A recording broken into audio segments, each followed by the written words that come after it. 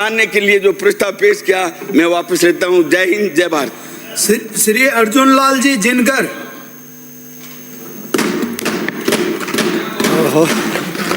माननीय सभापति महोदय,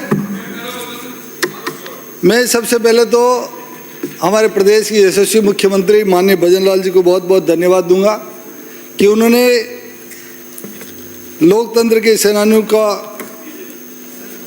ये अधिनियम ला करके उनको सुविधाएं देने का काम किया। जब जब भी इस प्रदेश में कांग्रेस की सरकार आई है तब तक मीसा बंदियों की, डीआरआई बंदियों की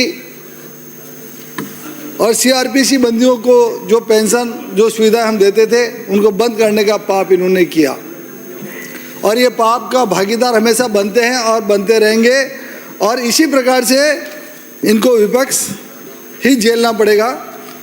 मैं धन्यवाद देना चाहूँगा मुख्यमंत्री जी को कि उन्होंने एक अच्छा अधिनियम ला करके इस लोकतंत्र की रक्षा करने वालों का मान और सम्मान बढ़ाने का काम किया। 25 मार्च को पूरे देश के अंदर काला दिवस मनाया जाता है। 25 जून 1975 से 21 मार्च 77 तक पूरा देश पूरा जेल खाना बना रहा और ये जेल खाना बनाने का काम किया। इस देश में इंदिरा जी ने अपनी हठधर्मिता के कारण, उन्होंने अपने चुनावी धांधलियों के कारण, जब उनको इलाहाबाद हाई कोर्ट से डांट पड़ी और उनकी लोकसभा की सदस्यता जा रही थी तो उस समय उन्होंने धांधली करके इस देश के अंदर धांधली कर ली उन्होंने और इस देश के अंदर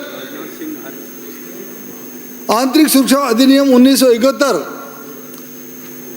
के द्वारा इस पूरे देश के अंदर आपातकाल लागू कर दिया और आपातकाल लागू ऐसा किया कि पूरे देश को जेल खाना बना दिया।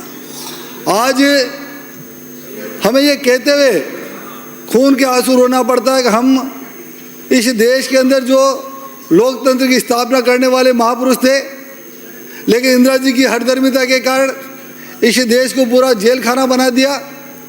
और मुझे याद है जब मैं 1961 में मेरा जन्म हुआ और 1975 में ये आपातकाल लागू हुआ तब मैं 15 साल का था। तब उस समय मैं तो गया नहीं, ये सौभाग्य मुझे प्राप्त नहीं हुआ। मेरे परिवार के लोग भगते फिरे, जनसंघ के कार्यकर्ता भगते फिरे, संघ के कार्यकर्ता भगते फिरे, सामाजिक कार्यकर्ता भगते फिरे और यहाँ तक कि पत्रकार भी जो खुल करके बोलने वाले थे वो भी ठंडे बस्ते के अंदर उनको जमा करने का काम किया इस आपातकाल ने। उस समय लोगों को पकड़ करके नसबंदियां करने का काम किया जा रहा था इस देश के अंदर। यानी कि जो नाबालिग थे, 17-18 साल के थे, उनको भी पकड़ के उनकी नसबंदियां करने का काम किया। अभी अर्जुन जी कह रहे थे गर्ग साहब, इस देश के अंदर ऐसे ही नारा लगा, जयप्रकाश जी नारायण के नेतृत्व में एक आंदोलन हुआ, उस समय नारा लगा था नसबंदी के 3 दलाल। उस नारे को मैं नहीं बोलूँगा, लेकिन इस प्रकार से इस देश के अंदर पाप करने का इन्होंने काम किया।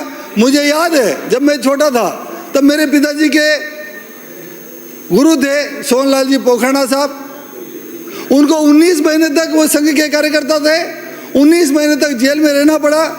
उनके साथ वीसी जैन साहब, हमारे चित्तौड़ के वकील साहब थे, उनको रहना पड़ा।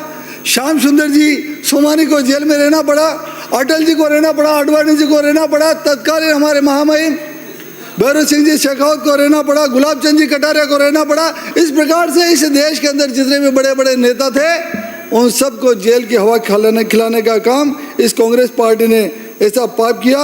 लेकिन इस देश के अंदर एक यशस्वी योद्धा पैदा हुआ और जयप्रकाश जी जेपी के नेतृत्व में पूरा देश एकत्रित लामबंद होकर के कांग्रेस को उखाड़ फेंकने के लिए पूरा देश एक लामबंद हो गया और 1977 के अंदर देश में आम चुनाव कराए। वो भी आम चुनाव कैसे हुए, इतिहास पढ़ोगे तो आपको पता चलेगा कि इंदिरा जी ने पूरा सर्वे करवाया और उन्होंने कहा कि कैसी लहर है इस देश के अंदर, तो इंदिरा जी को कह दिया लोगों ने कि आपके पक्ष में पूरी लहर है, इसीलिए उन्होंने चुनाव करा दिया। वरना मीसा में बंदी लोगों ने ये सोच लिया था कि हम आज बंद हैं तो हम जिंदा घर लौटेंगे या नहीं लौटेंगे, लेकिन इस लोकतंत्र की रक्षा के लिए हमको कुछ न कुछ करना पड़ेगा। तो इस प्रकार से इंदिरा जी को चक्कर में लेकर के आम चुनाव हुए और आम चुनाव के अंदर कांग्रेस को करारी हार का सामना करना पड़ा, यहाँ तक इंदिरा गांधी को भी हारना पड़ा। इस प्रकार से इस देश के अंदर जो लोकतंत्र के हत्यारे थे, और ये पूरी की पूरी पार्टी कांग्रेस पार्टी को आज कहे कि लोकतंत्र की हत्यारी। अभी आज कुछ सदस्य कह रहे थे कि आप लोकतंत्र के हत्यारे हो। अरे सबसे पहले लोकतंत्र की हत्या आपने की। आपके हमारे बाबा साहब को आपने चुनाव में जीतने नहीं दिया, हमारे सरदार वल्लभ भाई पटेल को प्रधानमंत्री बनने से आपने रोका, तो आपने हमेशा पाप करने का काम किया है। मैं तो इतना ही निवेदन करूंगा कि ये वेल में आने का तो काम करना पड़ेगा, वेल में नहीं आएंगे तो इनका वो धर्म कैसे निभाएंगे। मैं तो इतना निवेदन करूंगा, जब जब भी कांग्रेस पार्टी की सरकार आती है तो हमारे मीसा बंदियों की पेंशन और सुविधाएं बंद करने का काम करती हैं, लेकिन हमारे आज ये अधिनियम बन जाएगा, नियम बन जाएगा तो ये सारे काम अच्छे होने लगेंगे। मैं कुछ संशोधन देना चाह रहा हूँ। मेरा एक आग्रह है, प्रस्तावित विधेयक की बिंदु संख्या 2(6) में ये जोड़ा जाए, निगम की सभी श्रेणी की बसों के अंदर एक सहयोगी के साथ में उनको फ्री यात्रा दी जाए। नंबर 2 हमारा संशोधन विधेयक बिंदु संख्या 3(2) में अपवाद पंक्ति की लोकतंत्र सेनानियों की पति या पत्नी परिवहन सुविधा प्राप्त करने के हकदार नहीं होंगे को हटाया जाए। ये हमारा संशोधन है। एक है बिंदु संख्या 4(4) में यह संशोधन किया जाए कि जेल में जाते समय जो लोकतंत्र स्वतंत्रता सेनानी वयस्क नहीं थे, 21 साल से छोटे थे, 18 साल से छोटे थे, उनको भी ऐसी सुविधाएं, जो आज वयस्क हो गए हैं उनको ये सुविधाएं मिलनी चाहिए। और यदि जो उस समय जब ये पेंशन का काम चालू हुआ था उससे पहले यदि पति या पत्नी जो स्वतंत्रता सेनानी थे और उस समय उनकी डेथ हो गई थी, लेकिन उसका पति या पत्नी जो जिंदा है उनको ये सुविधाएं देने की आवश्यकता है। एक संशोधन और निवेदन करना चाहूँगा। एक ये काला अवधि डाली हुई है, लोकतंत्र सेनानियों की मृत्यु के दशा में उनको 90 दिन के अंदर आवेदन करना होगा। अरे जब वो ये नियम ही नहीं बना था तब वो 90 दिन का कहाँ से होगा, 90 दिन में कैसे करेगा। तो ये 90 दिन का जो क्लोज है वो उसको हटाया जाए। विधेयक में सभी स्थानों पर सम्मान निधि, चिकित्सा, परिवहन के साथ अन्य सुविधाएं सरकार द्वारा वित्त की जाए शब्द को जोड़ा जाना चाहिए। एक निवेदन और, अंत्येष्टि के अंदर सम्मान मिलना चाहिए। ये प्रावधान जिस प्रकार से स्वतंत्रता सेनानियों को, इसी प्रकार से लोकतंत्र के सेनानियों का भी ये सम्मान होना चाहिए। और हमारे लोकतंत्र के सेनानियों को भी तिरंगे में लपेट करके उनको भेजा जाना चाहिए। स्वतंत्रता सेनानी विधेयक में प्रावधान किए जाए कि लोकतंत्र में स्वतंत्रता सेनानियों को समकक्ष दर्जा दिया जाए।